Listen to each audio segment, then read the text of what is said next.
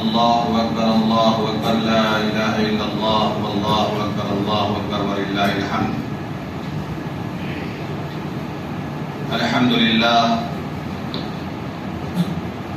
الحمدللہ رب العالمین، والصلاة والسلام علی سید الانبیاء والمرسلین وخاتم النبیین سیدنا محمد وآلہ وصحبہ اجمعین ومن تبعهم بإحسان ودعا بدعوتهم إلى يوم الدين، أما بعد، قال الله سبحانه وتعالى في القرآن المجيد والفرقان الحميد: أعوذ بالله من الشيطان الرجيم، بسم الله الرحمن الرحيم، يريد الله بكم اليسر ولا يريد بكم العسر ولتكملوا العدة ولتكبروا الله على ما هداكم ولعلكم تشكرون. وإذا سألك عبادي عني فإني قريب أجيب دعوة الداع إذا دعان فليستجيبوا لي وليؤمنوا بي لعلهم يرشدون. صدق اللہ العظیم. اللہم صلی علی محمد وعلی آل محمد وبارک وسلم. محترم بزرگوں، دوستوں اور دینی بھائیوں، سب سے پہلے تو ہم آپ تمام حضرات کو عید کی مبارکباد پیش کرتے ہیں اور اللہ تعالیٰ کا شکر ادا کرتے ہیں کہ اللہ تعالیٰ نے ہمیں رمضان مبارک عطا فرمایا، اس کی رحمتوں اور برکتوں سے نوازا، روزہ رکھنے کی توفیق عطا فرمائی، تراویح پڑھنے کی توفیق عطا فرمائی، تلاوت کرنے کی توفیق عطا فرمائی، اور اس کے اختتام پر عید الفطر کا دن ہمیں عنایت فرمایا. حدیث پاک میں آتا ہے: للصائم فرحتان، فرحۃ عند فطرہ وفرحۃ عند لقاء ربی. کہ روزے دار کے لیے دو خوشیاں ہیں، ایک خوشی افطار کے وقت اور دوسری خوشی رب سے ملاقات کے وقت. جب بندہ رب سے ملاقات کرے گا، اس کو جو خوشی حاصل ہوگی اس وقت، اس کی ہلکی سی جھلک، ایک چھوٹی سی تمہید ہے یہ عید الفطر.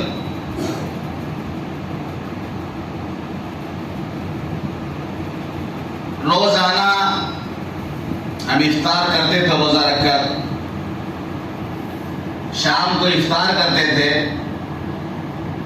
تو آپ صلی اللہ علیہ وسلم فرمائے افطار کے بعد خوشی ملتی ہے، بہت سکون ملتا ہے، بہت اچھا لگتا ہے.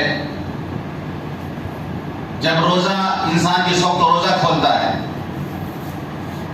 تو روزانہ پورے مہینے معمول تھا کہ دن میں روزہ رکھنا اور شام میں افطار کرنا.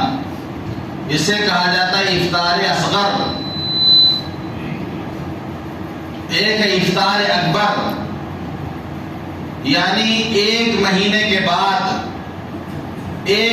کے بعد صبح کے وقت سنت یہ ہے کہ کوئی میٹھی چیز کھا کر عیدگاہ جائے.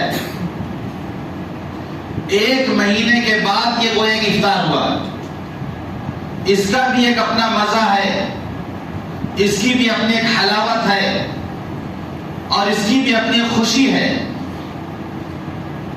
عید الاضحیٰ میں حکم یہ ہے کہ نماز سے پہلے کچھ نہ کھاؤ، نماز کے بعد قربانی کے جانور کا گوشت کھاؤ. لیکن عید الفطر میں یہ حکم ہے کہ نماز میں جانے سے پہلے کوئی چیز کھا کے جاؤ. کوئی میٹھی چیز، کھجور، یا جو چیز مہیا ہو کھا کے جاؤ، کیونکہ انسان کا مزاج یہ عادی ہو چکا ہے روزہ رکھنے کا. ایک مہینے روزہ رکھا عادی ہو چکا ہے. لیکن دین نام ہے اللہ کے حکم کو ماننا. جہاں جس طریقے سے اللہ کا حکم آئے گا اسی کو ماننا دین ہے. اپنی مرضی کا نام دین نہیں ہے. اللہ نے کہا اعتکاف میں بیٹھو، اعتکاف میں بیٹھنا عبادت. عید کا چاند نکل آیا ہے، اب اعتکاف ختم. اب اس کے باوجود زبردستی اگر کوئی بیٹھا رہے کہ نہیں ہم تو اب نہیں جائیں گے، ہم بیٹھے ہیں 10 دن سے، ہم نہیں جائیں گے اب گھر، تو اگر کسی کو کہیں روکا جائے، کوئی سی بات ہو جائے کہ اس کو روک دیا جائے وہاں پر اور پھر اجازت دیا بھائی تم اب جا سکتے ہو، اس کے باوجود وہ بیٹھا رہے نہیں جائے تو پھر اس کے ساتھ سختی کی جاتی ہے. اللہ کا حکم تھا اعتکاف میں بیٹھو، بیٹھ گئے ہم، اب اللہ کا حکم آ گیا ہے بھائی اعتکاف ختم کرو، ختم کریں گے ہم.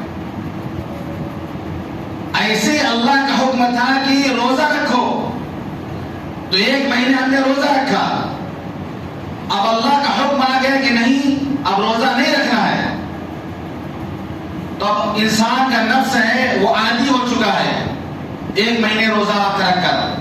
فوراً حکم ہوا کہ نماز سے پہلے کچھ کھاؤ، یہ واضح کرو کہ نہیں آج ہمارا روزہ نہیں ہے. نماز سے پہلے حکم ہے، جبکہ بقرعید میں ایسا نہیں ہے کیونکہ وہاں روزہ نہیں ہوتا ہے. یہاں 1 مہینے روزہ رکھنے کے بعد حکم ہے کہ پہلے کچھ کھا کے تب نماز پڑھنے کے لیے جاؤ. دین کے مزاج کو ہم سمجھیں کہ جہاں اللہ کا حکم آ جائے کرنے کا ہمیں کرنا ہے، اور جہاں اللہ کا حکم آ جائے کہ نہیں کرنا وہ نہیں کرنا، اسی کا نام دین ہے. پھر اس میں مبالغہ نہ کیا جائے. تو عید الفطر کے دن یہ حکم ہے کہ کوئی چیز کھا کر نماز پڑھنے کے لیے جاؤ، یہ ظاہر کرو کہ نہیں آج ہمارا روزہ نہیں ہے، کیونکہ آج کے دن روزہ رکھنا حرام ہے. عید کے دن روزہ رکھنا حرام ہے. ہاں اگلے دن آپ روزہ رکھیں، اگلے دن آپ روزہ رکھ سکتے ہیں. حدیث پاک میں آتا ہے، حدیث کے راوی ہیں حضرت ابو ایوب انصاری رضی اللہ عنہ، وہ روایت کرتے ہیں کہ رسول اللہ صلی اللہ علیہ وسلم نے ارشاد فرمایا من صام رمضان، جس نے رمضان کا روزہ رکھا، ثم اتبعہ ستا من شوال، اور شوال کا 6 روزہ رکھا، کان کصیام الدہر، گویا اس نے پورے سال روزہ رکھا. پورے سال روزہ رکھنے کا ثواب اس کو مل جائے گا اگر کوئی رمضان کے بعد شوال کے 6 روزہ رکھ لے. تو عید کے دن حرام ہے لیکن کل آپ رکھ سکتے ہیں، کوئی پابندی میں نہیں کر رکھنا، پرسوں رکھیں آپ. پورے مہینے میں 6 روزہ چاہے لگاتار رکھیں چاہے الگ الگ رکھیں، یہ فضیلت حاصل ہوگی، لیکن عید کے دن نہیں. تو 6 روزہ کوئی رکھ لے، اگر 1 مہینے کا روزہ ادھر 6 روزہ ادھر 36 روزہ. اگر 29 روزہ بھی ہوتا ہے تب بھی اللہ پورے مہینے روزہ کا ثواب عطا فرماتے ہیں.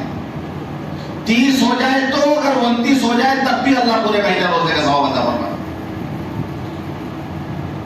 تو 36 روزہ ہوئے اس کے.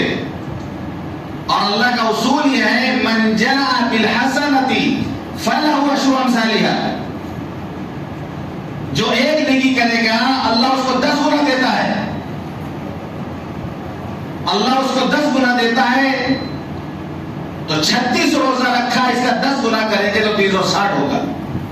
پورے سال روزہ رکھنے کو اس کو ثواب مل گیا، وہ صاحب الدہر ہو گیا ہو.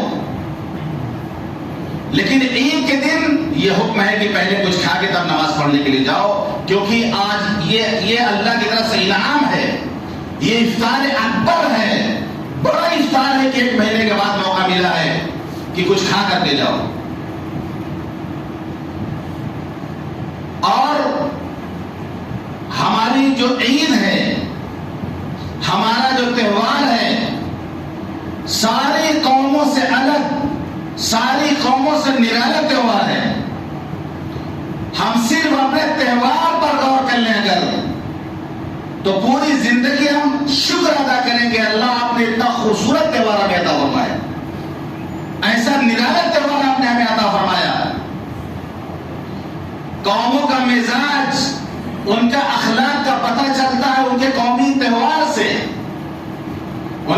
ان کے اخلاق کا، ان کے مزاج کا پتہ چلتا ہے ان کے تہوار سے۔ سال میں اللہ نے 2 دن دیے ہمیں، عید الفطر اور عید الاضحیٰ، 2 تہوار اللہ نے ہمیں عطا فرمائے۔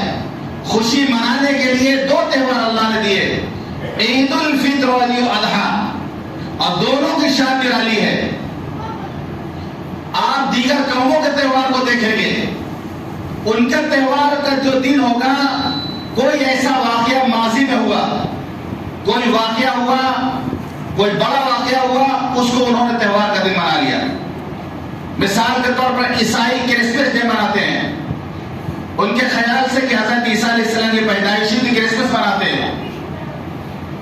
ایسے یہودی اس دن کو تہوار مناتے جس دن حضرت موسیٰ علیہ السلام کو اللہ نے دریا پار کرا دیا اور فرعون کا لشکر ڈوب گیا، وہ دن ان کے لیے تہوار کا دن ہے۔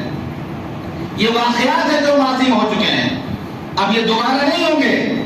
ماضی میں یہ واقعہ ہو گیا، ختم ہو گیا، اب دوبارہ یہ واقعہ نہیں ہوگا۔ لیکن ہم اپنے تہوار پہ اگر غور کریں گے تو ہمارے لیے جس دن حضور پاک صلی اللہ علیہ وسلم کی ولادت ہوئی، اس دن کو تہوار نہیں منایا گیا۔ جس دن حضور پاک صلی اللہ علیہ وسلم ہجرت فرما کر مکے سے مدینہ تشریف لے گئے، تاریخی دن تھا، اس دن کو تہوار نہیں منایا گیا۔ بدر کے میدان میں 313 صحابہ جب غالب ہوئے کفار پر، وہ یوم الفرقان قرآن نے اس کو کہا ہے، اس دن کو تہوار نہیں منایا گیا۔ خندق کے دن کو، غزوہ خندق کو، غزوہ احد کو تہوار کا دن نہیں منایا گیا۔ فتح مکہ شان کے ساتھ حضرت بلال حبشی رضی اللہ عنہ کعبے کی چھت پر اس دن چڑھ کے انہوں نے اذان دی تھی، اللہ کے نام کو بلند کیا تھا۔ بہت تاریخی دن تھا مکہ، فتح مکہ کا دن، اس دن کو بھی تہوار نہیں قرار دیا، کیونکہ ہمارے پاس اس طریقے سے واقعات بھرے پڑے ہیں۔ پوری سیرت، پوری تاریخ ہماری ایسے دنوں سے بھری پڑی۔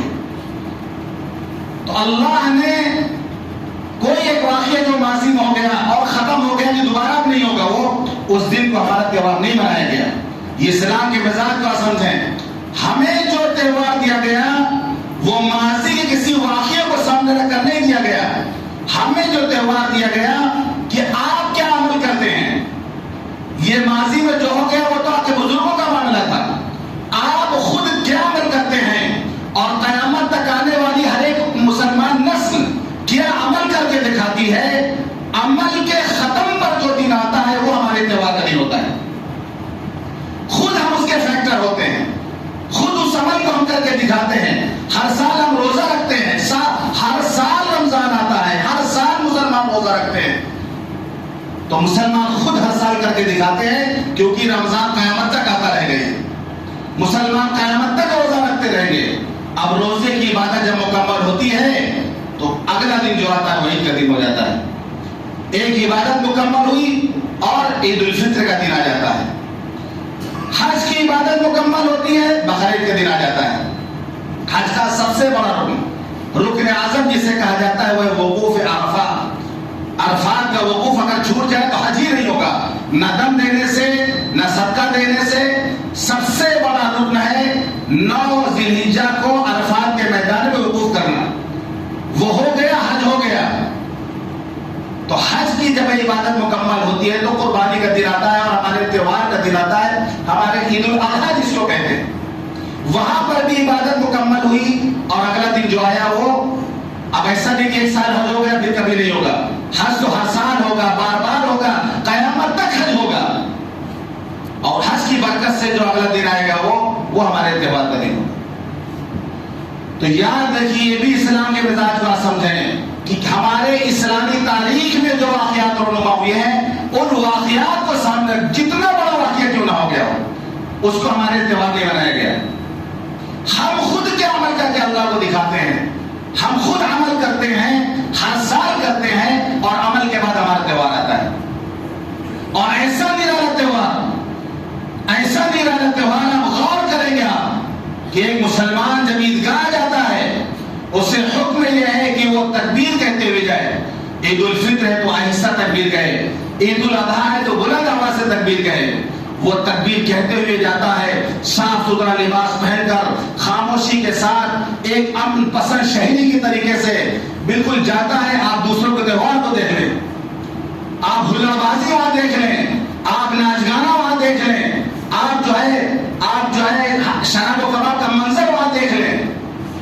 ہمارے ایسے کچھ نہیں ہے. سب سے پہلے ہمیں حکم ہے کہ تمہارا تہوار ہے، اللہ کے حضور میں جا کر پہلے دو گانا نماز ادا کرو، جا کے اعتراف کرو کہ اللہ ہم تیرے بندے ہیں، ہم اعتراف کرنے کے لیے آئے ہیں کہ آپ ہمارے مالک و معبود ہیں، ہم آپ کے بندے ہیں. سب سے پہلے حکم ہے کہ جاؤ عیدگاہ جاؤ اور وہاں جا کے 2 رکعت نماز ادا کرو.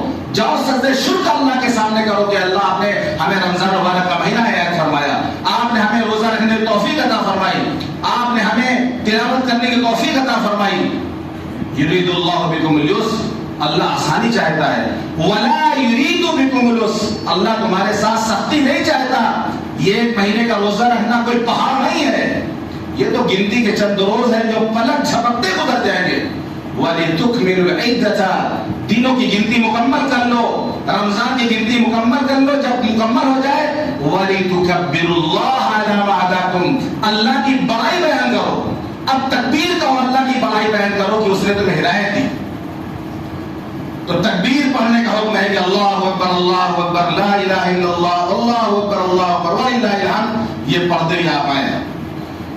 یہ بھی سنت ہے کہ ایک راستے سے آئے دوسرے راستے سے واپس جائے. یہ بھی سنت ہے کہ ایک راستے سے آئے اور دوسرے راستے سے جائے واپس، تاکہ لوگوں کو پتا چلے، ہماری تعداد کے بارے میں پتا چلے.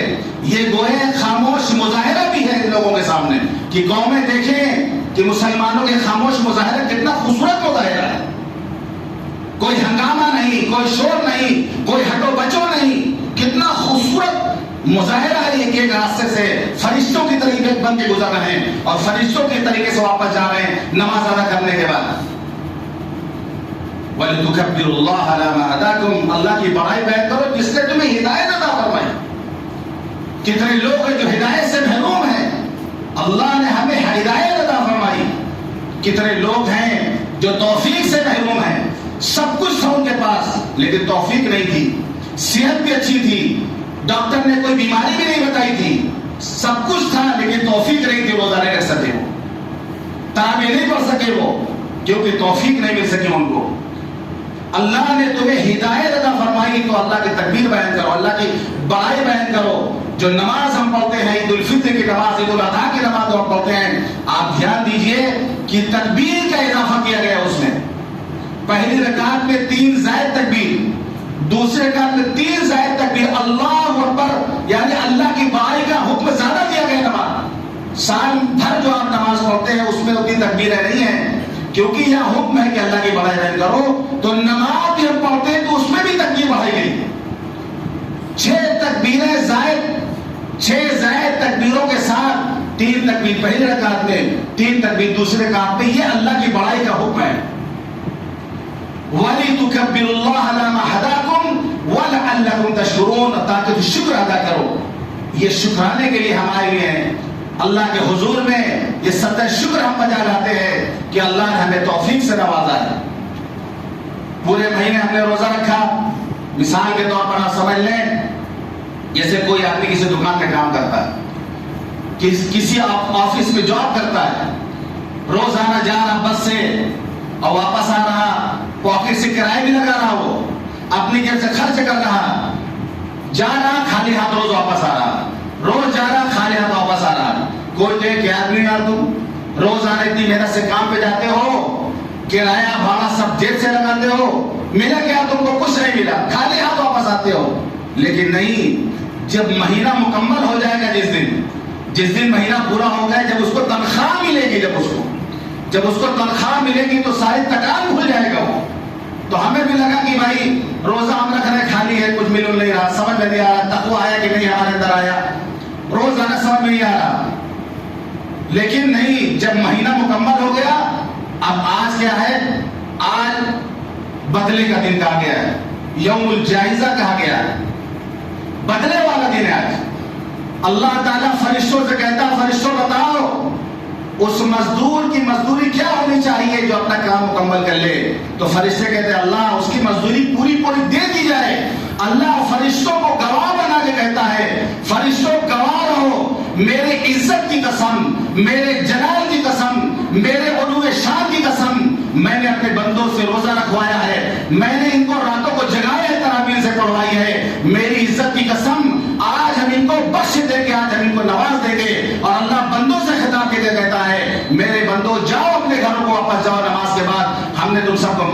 دیا اور بخشے بخشائے اپنے گھروں کو واپس چلے جاؤ. یہ انعام ملتا ہے عید کے دن، یوم الجائزہ ہے. یہ پورے مہینے کی گویا جس طریقے سے بڑا چھوٹے کو عیدی دیتا ہے، چھوٹا عیدی مانگتا ہے، پربی مانگتا ہے، اور بڑا اس کو نکال کے جس کی جو حیثیت ہوتی ہے دیتا ہے، جس کی جو حیثیت ہوتی ہے دیتا ہے. گویا ہم بھی اللہ سے عیدی اور پربی لینے کے لیے آتے ہیں کہ اللہ آپ بھی اپنے شایان نشان ہمیں عیدی عطا فرما دیجیے.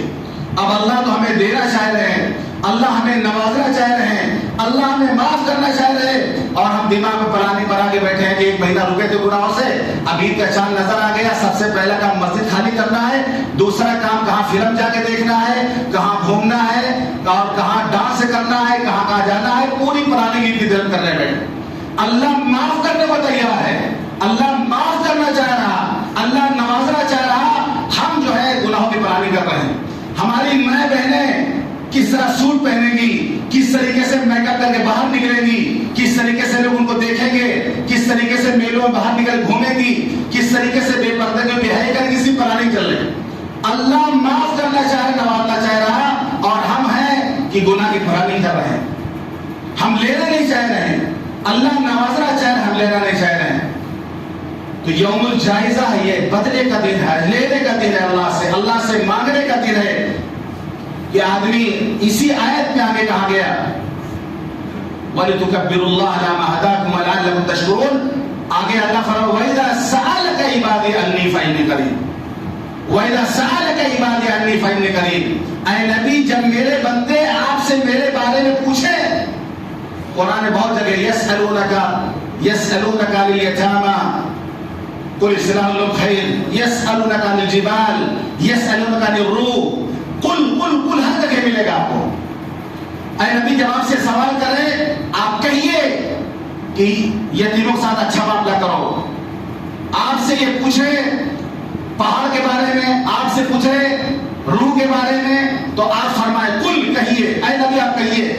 ہر جگہ آپ دیکھیں کہ پورے قرآن میں یسألونک کل کا لفظ آیا ہے.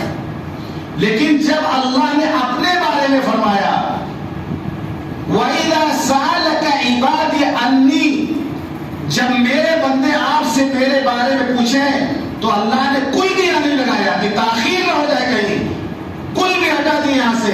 وَإِذَا سَأَلَكَ عِبَادِي عَنِّي فَإِنِّي قَرِيبٌ، کوئی کا لفظ بھی ہٹا گیا کہ نبی آپ کوئی کہہ دیں. یہاں پر فرمایا جب میرے بندے آپ سے پوچھے میرے بارے میں تو کہیے کہ میں بہت قریب ہوں، میں تو بہت قریب ہوں. فَإِنِّي قَرِيبٌ، ایک لفظ کا اضافہ یہاں پہ نہیں ہوا جبکہ ہر جگہ اضافہ ہے، لیکن اس جگہ کل کا لفظ کا اضافہ نہیں ہے. براہ راست اللہ کہہ رہا کہ جب میرے بندے آپ سے پوچھے تو میں تو قریب ہوں، میں تو قریب ہوں. اجیب دعوت الداع اذا دعان، جب کوئی دعا کرتا ہے تو میں اس کو دعا قبول کرتا ہوں. اجیب دعوت الداع اذا دعان، جب کوئی دعا کرتا ہے، جب میرا بندہ دعا کرتا ہے تو میں دعا قبول کرتا ہوں. فَلْيَسْتَجِيبُوا لِي، میری بات مانو، وَلْيُؤْمِنُوا بِي، مجھ پر یقین کرو، لَعَلَّهُمْ يَرْشُدُونَ، تاکہ تم راہیاب ہو جاؤ، تاکہ تم سیدھا راستہ پا جاؤ. تو اللہ سے مانگنے کا تذکرہ ہے. جہاں عید کا لفظ استعمال نہیں ہوئی اس آیت میں، لیکن پورا مضمون یہ عید کا مضمون ہے. اس میں کہ تکبیر کہنا ہے نماز میں، اس کے بعد دعا کا تذکرہ ہے. تو نام عید کا نہیں آیا، لیکن عید کا مقصد، عید کا منشا سب اس آیت کا اللہ نے بتا دیا. تو آج کے دن اللہ سے مانگنے کا دن ہے. اپنے جو کمی کوتاہیوں سے، گناہوں سے معافی مانگا جائے. جو رمضان میں ہم نے عبادت کی ان کی قبولیت کے اللہ سے دعا کی جائے، تو اللہ سے مانگا جائے. اور یہ بھی مانگا جائے کہ اللہ آپ نے توفیق دی رمضان کی عبادت کرنے کی، اے اللہ پورے زندگی آپ توفیق دے دیجیے ہمیں. توفیق کا لفظ ایسا لفظ ہے کسی زبان میں سے ترجمہ نہیں کیا جا سکتا. توفیق کہتے ہیں اگر اس کا مفہوم بیان کیا جائے، اللہ کی طرف سے بھلائی کرنے کا دل میں القاء کر دیا جائے اور تمام دشواریوں کو، ساری رکاوٹوں کو غیبی طور پہ دور کر دیا جائے، اس کا نام ہے توفیق. یعنی اللہ سے توفیق مانگی جائے. اے اللہ پورے مہینے آپ نے توفیق دی، آپ کی توفیق کے بغیر تو ایک مرتبہ ہم سبحان اللہ بھی نہیں کہہ سکتے. آپ رب نے پورے مہینے ہمیں تلاوت کرنے کی، عبادت کرنے کی توفیق عطا فرمائی ہے، اے اللہ پوری زندگی آپ ہمیں توفیق عطا فرما دیجیے۔ جب ہم نیت کریں گے، جب ہم ارادہ کریں گے تو اللہ ہمیں توفیق سے نوازے گا۔ ہر ایک آج اللہ تعالیٰ سے دعا کرے، گناہوں سے بچنے کی کوشش کرے۔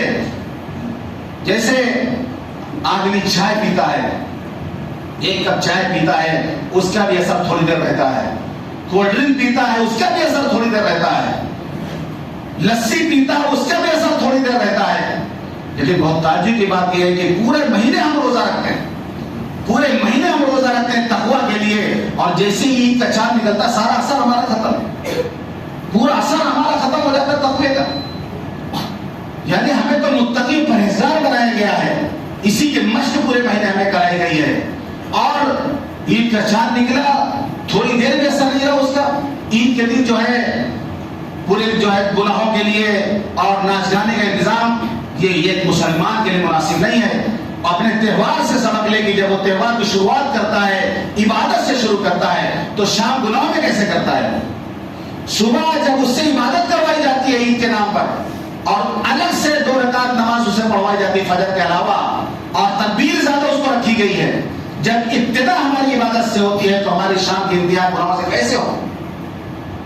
تو نوجوانوں سے میں کہوں گا خاص طور سے کہ خاص گناہوں سے بچیں آپ۔ نیکی کم ہو جائے چلے گا، گناہ سے بچنا بہت ضروری ہے، کیونکہ گناہ جب آدمی کرتا ہے تو اللہ سے بغاوت کرتا ہے، اللہ کے سامنے سرکشی کرتا ہے۔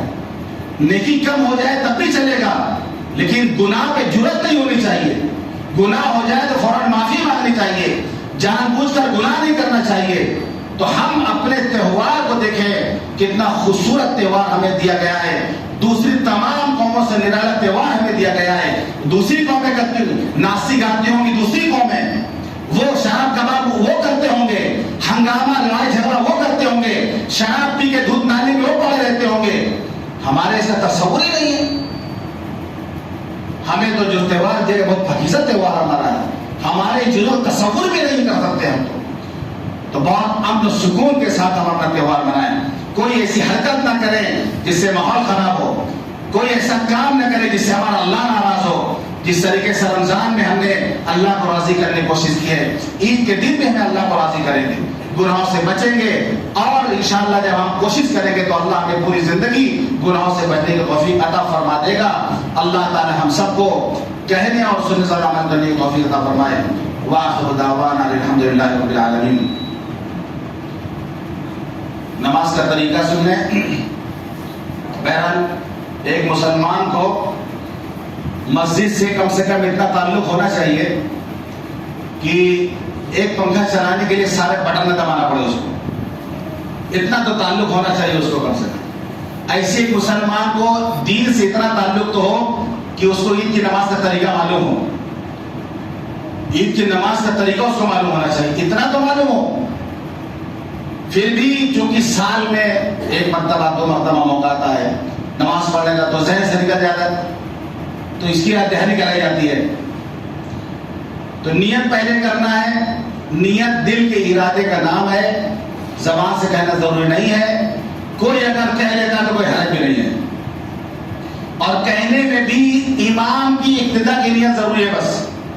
بس یہ کہتے ہیں کہ اللہ اس امام کے پیچھے نماز پڑھ رہے ہیں، باقی یہ منہ میرا کعبہ شریف کی طرف، بھائی کعبہ شریف کی طرف وہ تو آلریڈی ہے، اور تو دائیں بائیں تو نہیں ہے۔ اب ہم لوگ کیا بتا رہے ہیں؟ اللہ منہ میرا کعبہ شریف کی طرف، بھائی ہمارا مہم کعبہ شریف کی طرف تو ہے، کہنے کی کوئی ضرورت نہیں ہے۔ تو خالی یہ نیت کرے کہ اس امام کے پیچھے، اس امام کے پیچھے، کیونکہ اگر مقتدی امام کی ابتدا کی نیت نہیں کرے گا اس کی نماز نہیں ہوتی۔ اچھا یہ بھی سن لیجیے، امام کو ضروری نہیں ہے کہ وہ نیت کرے کہ ہم مقتدیوں کو نماز پڑھا رہے ہیں، امام کے لیے کوئی ضروری نہیں ہے، اس کے لیے ضروری نہیں کہ وہ پورے مقتدیوں کی نیت کرے کہ ہم سب کو نماز پڑھیں، لیکن ایک مقتدی کے لیے ضروری ہے کہ نیت کرے کہ اس امام کے لیے ہم پڑھیں۔ تو نیت دل کی ارادے کا نام ہے، کوئی زبان سے کہہ لے کوئی حرج بھی نہیں ہے۔ پہلی رکعت میں اللہ اکبر کہہ کر امام نیت باندھے گا، آپ بھی باندھ لیں گے، ثنا پڑھیں گے، ثنا پڑھنے کے بعد زائد تکبیریں کہی جائیں گی، ایک مرتبہ اللہ اکبر کہہ کر ہاتھ چھوڑ دیں گے، دوسری مرتبہ پھر کانوں تک ہاتھ اٹھا کے چھوڑ دیں گے، تیسری مرتبہ پھر کانوں تک ہاتھ اٹھا کے باندھ لیں گے. تو 30 زائد تکبیر ہو گئی. ایک تکبیر آپ پہلے کہہ چکے ہیں. تیسری مرتبہ میں باندھ لینا ہے. امام سورہ فاتحہ پڑھے گا، سورہ ملائے گا، رکوع سجدہ کرے گا، اس کے بعد دوسرے رکعت کے لیے کھڑا ہوگا، پھر سورہ فاتحہ پڑھے گا، سورہ ملائے گا. جب اللہ اکبر کہے گا تو رکوع میں نہیں جانا ہے. یہاں پہ تھوڑا سا ہوتا ہے، چونکہ عادت ہم لوگوں کی فوراً رکوع میں جانے کی ہوتی ہے، اور یہاں پہ منع ہے یہاں پر کہ جھکنا نہیں ہے، ابھی کھڑے ہو کے تکبیر کہنا ہے. ایک مرتبہ تکبیر کہیں گے، کہاں تو ہاتھ اٹھا کے چھوڑ دیں گے، دوسری مرتبہ ہاتھ اٹھا کے چھوڑ دیں گے، تیسری مرتبہ ہاتھ اٹھا کے چھوڑ دیں گے، چوتھی مرتبہ بغیر ہاتھوں کو اٹھائے ہوئے رکوع میں چلے جانا ہے. 3 مرتبہ چھوڑنا ہے، چوتھی مرتبہ رکوع میں چلے جانا ہے. اور اگر کوئی جھٹکے میں رکوع میں چلا گیا، مقتدی مثال کے طور پر چلا ہی گیا، تو اس کو حکم ہے کہ واپس پھر نہ لوٹے ہو، پھر رکوع کی حالت میں زائد تکبیر کریں. لیکن ایسا آدمی کرے گا نہیں. واپس اس لیے منع کیا گیا ہے کہ رکوع میں اگر وہ چلا گیا تو رکوع کرنا فرض ہے، تکبیر کہنا واجب ہے. فرض سے واجب تک واپس نہیں لوٹیں گے. ادنا سے اعلیٰ کی طرف لوٹا جاتا، اعلیٰ سے ادنا کی طرف نہیں لوٹا جاتا. رکوع فرض ہے، تکبیر واجب ہے. اب آپ اگر رکوع میں چلے گئے، اب تکبیر کہنے کے لیے گویا فرض سے واجب کی طرف لوٹ رہے ہیں، تو حکم ہے کہ رکوع کی حالت ہی میں آپ تکبیر کریں. اچھا، کبھی امام ہی چلا گیا مثال رکوع میں، امام ہی رکوع میں چلا گیا بھول سے، انسان بھول سکتا ہے، اس کو بھی حکم ہے کہ رکوع کی حالت میں زائد مقتدی کھڑے ہو کہیں گے. یعنی کہ امام صاحب رکوع میں، سارے مقتدی رکوع میں ہیں، مقتدی سب کھڑے ہو تکبیر کہیں گے، امام جو ہے رکوع کی حالت میں تکبیر کہے گا، زائد تکبیر ہے. لیکن اگر کوئی لقمہ پیچھے سے دے دے، کوئی لقمہ پیچھے سے کر دیتے کہ بھائی امام صاحب کو رکوع میں جھٹکے میں چلے گئے، اگر اٹھ جائے امام تو کوئی حرج نہیں ہے، اٹھ کے بھی کہہ سکتا ہے وہ. اور نماز ہوتی تو سجدہ سو ضروری تھا، لیکن عید الفطر اور عید الاضحیٰ اور جمعے کی نماز میں اگر امام سے غلطی ہو جائے تو سجدہ سو بھی معاف ہے. سجدہ سو بھی اس کو نہیں کرنا ہے تاکہ فطرہ نہ ہو، چینی گوئیاں نہ ہو، امام صاحب بھول گئے. سجدہ سو کی کتنا مزاج کا، نفسیات کا اسلام نے خیال رکھا ہے. اور کوئی نماز ہوتی تو 2 رکوع کرنے کی وجہ سے اس کو سجدہ سو کرنا پڑتا، لیکن یہاں پر اگر مقتدی سے غلطی ہوتی امام کے پیچھے تو امام کی ابتدا میں اگر مقتدی سے کوئی غلطی ہو جائے تو اس پر سجدہ سو نہیں ہے.